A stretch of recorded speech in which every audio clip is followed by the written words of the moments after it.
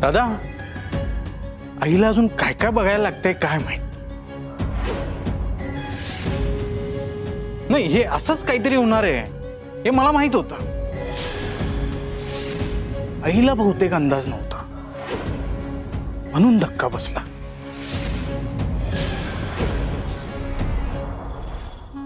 होय की, पण भास्कर, आता आईच्या डोक्यात जरा एक वेगळाच विचार धुमाकूळ घालत असेल. कुठला? हेच की मामाला आता काय उत्तर द्यायचं.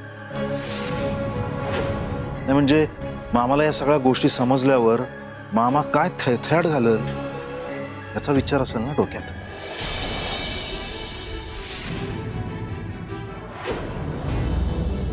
आई, मामाला काय उत्तर देणार आहेस? याचा विचार तुम्ही नका करू. तेवढी अक्कलही नाही तुमच्याकडे आणि लायकी पण नाहीये. ठीक आहे, नाहीये तेवढी आमची लायकी आणि नाहीये आम्हाला तेवढी अक्कल. पण कसं आहे, तुझ्या विरोधात जाऊन आम्ही काही करत तर नाही ना. पण जी तुला अजिबातच आवडत नाही, जी कायम तुझा अपमान करते, निदान तिची बाजू घेऊन तिला घरात तर घेत नाही ना आम्ही.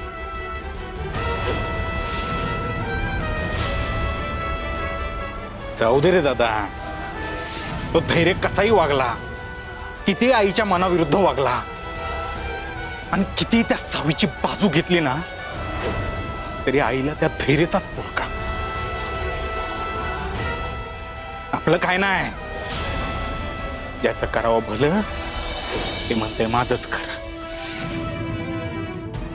जाऊ दे, चल.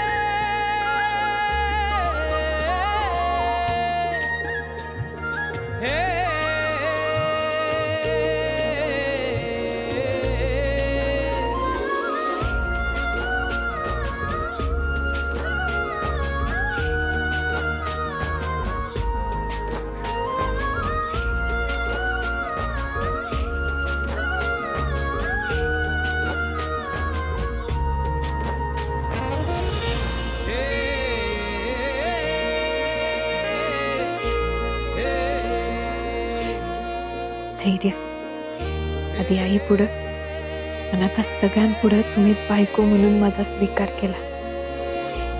माझी खात्री, आता लवकरच आपला सुखाचा संसार सुरू होईल. मी तुला घरात घेऊन आलोय याचा अर्थ असा नाहीये की माझं तुझ्यावर प्रेम आहे. माझ्या जागी दुसरं कुणी असतं तर हेच केलं असतं. हेच बोलायचं होतं ना तुम्हाला. पण आता ना कंटाळा आलाय ते ऐकून ऐकून. व्हेरिएशन नाहीये काही त्याच्यात. दुसरी वाक्य शोधायला मी मदत करू?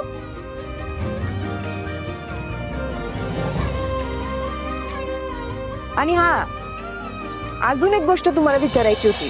ते ऐका तर, धैर्य, आओ ऐका ना.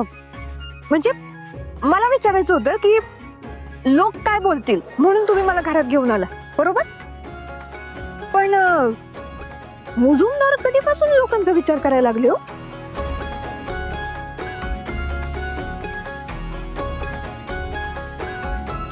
नाही म्हणजे राहिले असते मी माझ्या माहेरी,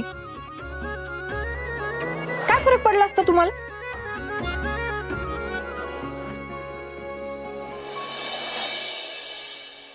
मला ही अपेक्षा नव्हती धैर्य तुझ्याकडनं, कधीच नव्हती. तू असा वागशील असं कधीच वाटलं नव्हतं मला. त्या सावीला पुन्हा घरात घेऊन आलास. नाही धैर्य, तू तू तुझ्या मनाप्रमाणे सारखं वागणार आणि मी ते खपवून घेणार असं वाटतंय तुला? नाही, मी नाही खपवून घेणार. तुला या सगळ्याची उत्तर द्यावी लागतील, सगळ्याची उत्तर द्यावी लागतील. तुझी वेळ संपली. काय रे, तुझी वेळ संपली. तुला 1000 वेळा मी चान्स दिले, हं? त्याचा काही उपयोग झाला नाही. हं? आता चान्स नाही. धैर्य सुरू बाजूला कर. बाजूला कर. केला बाजूला. येणेच का तू? तुला काय वाटलं मी तुला मारणार आहे? हा चाकू तुझ्यासाठी आहे. तुला स्वतःला संपवायला लागेल ना, त्याच्यासाठी आहे. म्हणजे तुझे कारनामे जर त्या नायकांना समजले ना, तर तुझं काय खरं नाही.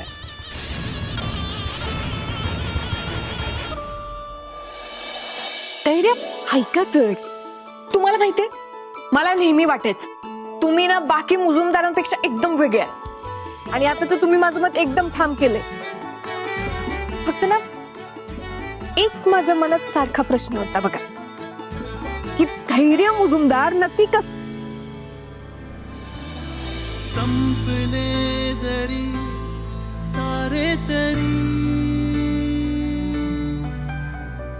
आस कोणती माझ्या उरी सरताना सरते वेळ का सांगना तुटताना तुटतो जीव भाऊंचा जीव वाचवण्यासाठी स्वतःचा जीव धोक्यात घातला ते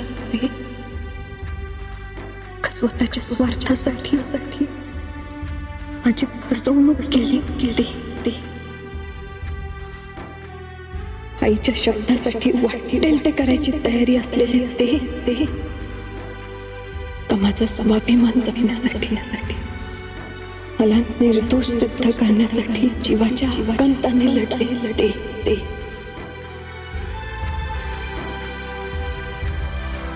खरं सांगू धैर्य, आता माझ्या मनात कुठलेच प्रश्न नाहीयेत.